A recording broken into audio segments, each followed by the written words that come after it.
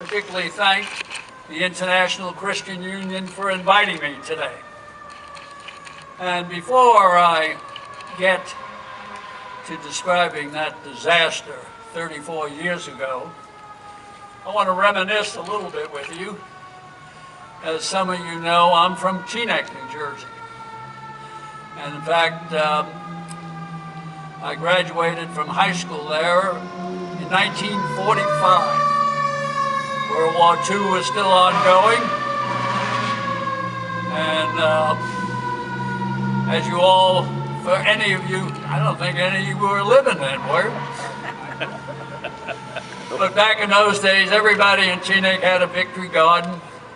We had rationing. Gasoline was 3 gallons a week. That was the bad news. The good news was only 17 cents a gallon. And you could buy black market gas for $1 a gallon out on Route 4. Really tremendous. But and one other thing you all probably don't remember. I'm sure you don't. Bergen County used to be a Republican enclave. I understand there have been some changes. And I got to congratulate Hackensack on all of these new buildings here, which tells me your tax rate is still moving in the wrong direction. Now, before I get into that disaster that happened 34 years ago, and I'm going to tell you now, one, it never had to happen, and two, why we never responded. We've had many opportunities to change the course of history, and it didn't matter whether it was Republican or a Democratic administration. When it came to Iran, they all failed. And I'm going to start with the Carter administration and how they facilitated the return of the Ayatollah Khomeini to Iran. And the first thing Carter had his human rights agenda, which was a foregone conclusion. The Shah of Iran was doomed.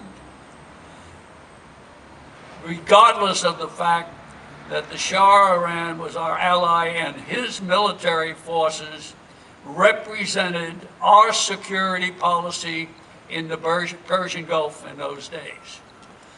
So, I used to look at the Shah like Roosevelt used to look at Somoza in Nicaragua. And, Roosevelt said, Somoza, he's an SOB, but at least he's our SOB. Well, the Shah was no angel, but he was our ally. So, and the first thing Carter did was he took the deputy commander, Dutch Heiser, General Heiser, from Stuttgart, and he sent him to Tehran with the sole objective of ensuring that the Iranian military did not launch a military coup.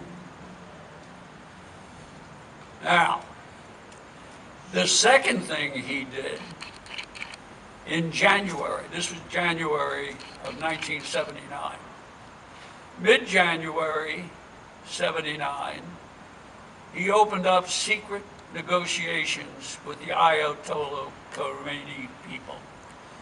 And he did it through our embassy in Paris using our political officer, a guy by the name of Zimmerman, who met